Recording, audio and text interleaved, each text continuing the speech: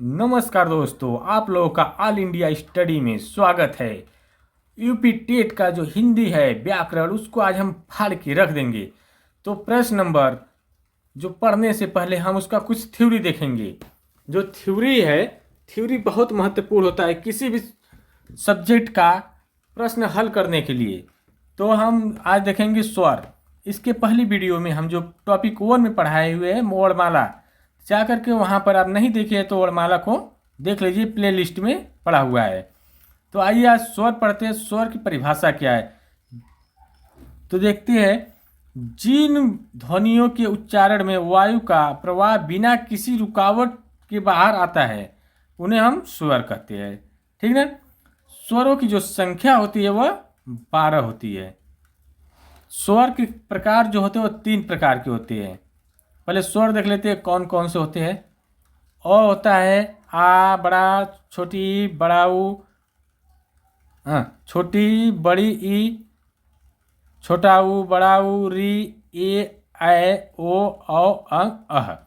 कुल 12 स्वर होते हैं हिंदी में। ठीक ना। तो स्वर के जो प्रकार होते हैं वो 3 प्रकार के होते हैं। एक हर्ष स्वर होता है और एक दीर्घ स्वर और एक प्लुत स्वर। तो हर्ष स्वर में एक ही स्वर लगता है, एक मात्रिक होता है, जिसमें यह स्वतंत्र होता है, किसी दूसरे स्वर की आवश्यकता नहीं होती है। दीर्घ स्वर में 2 या 2 से अधिक स्वर को मिला करके दीर्घ स्वर बना है। आप प्लुत स्वर जो होता है उसमें क्या होता है, 3 मात्राओं का मेल होता है। तो आइए हर स्वर देखते हैं कौन कौन से हैं। हर स्वर जो होते हैं अ, छोटा ई, छोटा ऊ और री होता है। और दीर्घ स्वर बड़ा अ, इसको आ पढ़ेंगे। ठीक है। आ, बड़ा ई, छोटा ऊ, बड़ा ऊ, ए, ओ और औ, ये होते हैं दीर्घ स्वर। तो और प्लुत स्वर जो होते हैं 3 स्वरों के मेल से बनता होता है। जैसे यह बहुत अत्यधिक लंबे समय तक बोलने के लिए होता है, इसका उपयोग बहुत कम मात्रा में होता है। जैसे ओम, ओम में देखो ओम, बहुत समय लग रहा है बोलने में, लंबा समय लगता है, इसके लिए प्रयोग किया जाता है। ठीक ना। तो आइए आज हम देखें अब स्वर 3 प्रकार के होते हैं कौन कौन से। हर्ष स्वर, दीर्घ स्वर और प्लुत स्वर।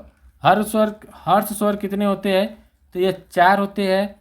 और दीर्घ स्वर कितने होते हैं, 1 2 3 4 5 6 7, तो ये होते हैं 7। ठीक है। तो आइए अब देखते हैं व्यंजन।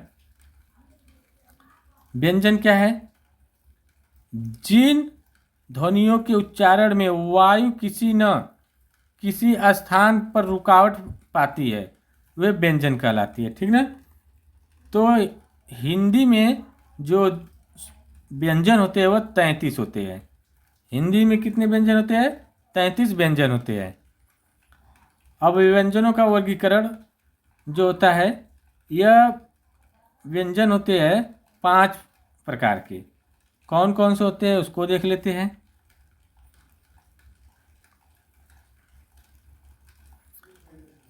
पांच वर्ग में होते हैं। तो एक होता है कंठ्य, एक तालव्य, एक मूर्धन्य और एक दंत और एक ओष्ठ। ठीक ना। तो यह 5 वर्ग में होते हैं। तो 25 होता है ना, 5वां 25, तो पंचवर्ग बोला जाता है। तो और 2 होते हैं, एक अर्ध स्वर होता है और एक उष्मक व्यंजन होता है। सॉरी, उसको अर्ध स्वर भी बोलते हैं। ठीक ना। और अंतस्थ व्यंजन बोलते हैं। तो आइए इसको देखते हैं। देखो अंतस्थ व्यंजन है और इसको हम अर्ध स्वर भी बोलते हैं, य, र, ल और व। ठीक। तो उष्मक व्यंजन जो होता है वह स ह होता है। ठीक ना। और ये देखिए जो 5 वर्ग होते हैं, 5 वर्ग के क वर्ग जो होता है, जो क वर्ग होता है, क वर्ग कंठ होता है, च वर्ग तालव्य होता है, और जो ट वर्ग होता है मूर्धन्य होता है। ठीक। और ट हो गया। त वर्ग जो होता है वह दंत होता है और प वर्ग होता है ओष्ठ होता है। ठीक ना। तो अब देखेंगे हम मात्राएं, उसको ध्यान से पढ़ते चलिएगा, अभी क्वेश्चन मिलेगा। मात्राएं कितनी होती है? स्वर, स्वर जब स्वतंत्र होते हैं तो पूर्ण रूप से लिखे जाते हैं, जैसे अ, आ, बड़ी, छोटी, बड़ी। और वही जो व्यंजन होते हैं क्या होते हैं, जब वही स्वर व्यंजनों के साथ प्रयोग होते हैं तो उसमें क्या लगा जाता है, उसका मात्रा चिन्ह लगाकर लिखा जाता है। जैसे स्वर और उनकी मात्राएं देखते हैं। अ जो है, अ में कोई मात्राएं नहीं होती, जैसे क तो क लिखी दी जाती है। आ में जैसे का, क पर आ की मात्रा लग गई। छोटी में छोटी की मात्रा लग जाएगी तो जैसे क की हो जाएगा। और बड़ी में बड़ी का क की, बड़ा ऊ का क पर ऊ की मात्रा लगाएंगे तो ऊ। ठीक ना? ये मात्राएं देख लीजिए ऐसी है। ऊ की मात्रा ऐसे होती है, री की मात्रा ऐसे होती है, ए की मात्रा ऐसे, आय की मात्रा, और ओ, औ, अंग, अह। तो स्वर और व्यंजन का संबंध क्या है? स्वर जो होता है अपने आप में पूर्ण ध्वनि हो, ठीक ना? स्वर अपने आप में पूर्ण ध्वनि होता है। व्यंजन अपने आप में अपूर्ण होते हैं क्योंकि वे स्वर के बिना उच्चारित नहीं किए जा सकते। स्वर के बिना वह बोले नहीं जा सकते। जैसे उदाहरण में क है तो आधा क प्लस अ मिलकर के क बनेगा, ठीक ना? तो आइए प्रश्न अब हल करेंगे। थ्योरी छोटा सा ही बताया है, अब प्रश्न हल करेंगे। प्रश्न नंबर 1 देखेंगे। हिंदी वर्णमाला में कुल कितने स्वर होते हैं? तो अभी हम बताए थे कितने होते हैं, 12, अ से लेकर अह तक। प्रश्न नंबर 2 देख। 2 जो कहता है, 2 क्या है, हर्ष स्वर कौन से है? हर्ष जो स्वर होते हैं सब छोटा ही होता है, छोटा अ, छोटी, छोटा उ और री। इसका जो सही जवाब है ऑप्शन नंबर ए। जिन स्वरों का उच्चारण कम समय में होता है उसे हम हर्ष स्वर कहते हैं, ठीक ना? प्रश्न नंबर 3, दीर्घ स्वर की सही सूची कौन सी है? तो इसमें सब बड़ा होता है, जो डबल स्वरों की सहायता से बना होता है, जिसका उच्चारण लंबे समय तक होता है उसे दीर्घ स्वर कहते हैं, ठीक ना? आ बड़ा हो जाएगा, बड़ी, बड़ा ऊ, ए, ओ और औ। तो इसका जो सही जवाब है ऑप्शन नंबर ए। प्रश्न नंबर अगला, री किस प्रकार का स्वर है? तो री जो है हर्ष स्वर है। देखो थ्योरी पढ़ने का ये फायदा होता है, अभी पढ़े है ना, अ, छोटा ई, छोटा ऊ और री, ये 4 जो होते हैं हर्ष स्वर होते हैं। प्रश्न नंबर 5, व्यंजन की संख्या कितनी होती है? तो व्यंजन कुल 33 होते हैं, ठीक ना?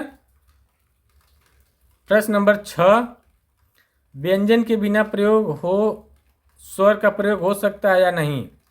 तो व्यंजन के बिना स्वर का प्रयोग होता है। जैसे व्यंजन खुद ही क्या है, अपने आप में पूर्ण ध्वनि है। स्वर जो अपने आप में पूर्ण ध्वनि है, इसलिए व्यंजन के बिना उसका प्रयोग होता है। प्रश्न नंबर 7, स्वर और व्यंजन का मिलन किसे जन्म देता है? तो यह जो देता है, स्वर और व्यंजन जब मिलेंगे तो यह स्वर प्लस व्यंजन बराबर क्या हो जाएगा, शब्द। ये शब्द, इसका जो सही आंसर है शब्द। प्रश्न नंबर 8, क ध्वनि अपने आप में पूर्ण क्यों नहीं है? क्योंकि यह व्यंजन है, क्योंकि यह स्वर है, क्योंकि यह मात्रा है, क्योंकि यह संयुक्त अक्षर है।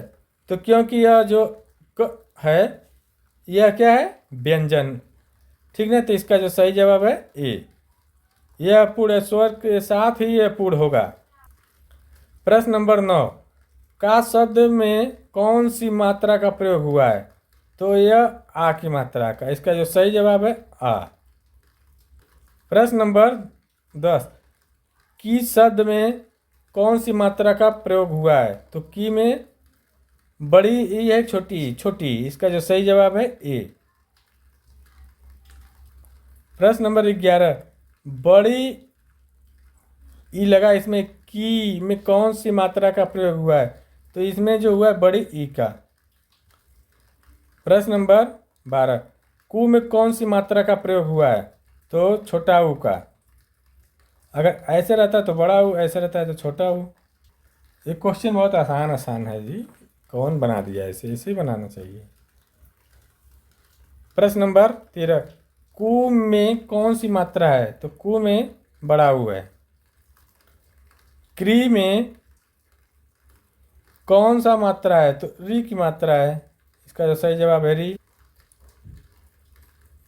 प्रश्न नंबर 15, के में कौन सी मात्रा है? तो के में ए की मात्रा है। इसका जो सही जवाब है ऑप्शन नंबर ए। प्रश्न नंबर 16, कै में कौन सी मात्रा प्रयुक्त हुई है? तो यह जो ही है कै का मतलब ओ औ कै है ना, तो कै में ऐ की मात्रा होती है। तो इसका जो सही जवाब है। प्रश्न नंबर 17, को में कौन सी मात्रा है? तो को में ओ की मात्रा है। प्रश्न नंबर 18, क में कौन सी मात्रा है? तो क में औ की मात्रा है। ऐसे होता है ना, औ।